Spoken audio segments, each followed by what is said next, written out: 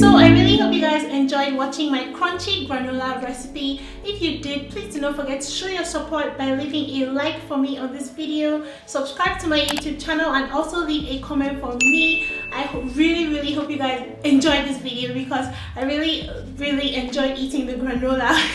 But anyway, if you guys want to see more healthy stuff I eat, do not forget to follow me on Instagram. My page is called Gymfrique. There I post daily motivation, healthy food tips, and of course workouts that I do all the time. And I also talk to you guys on that page, so make sure you follow Gymfrique.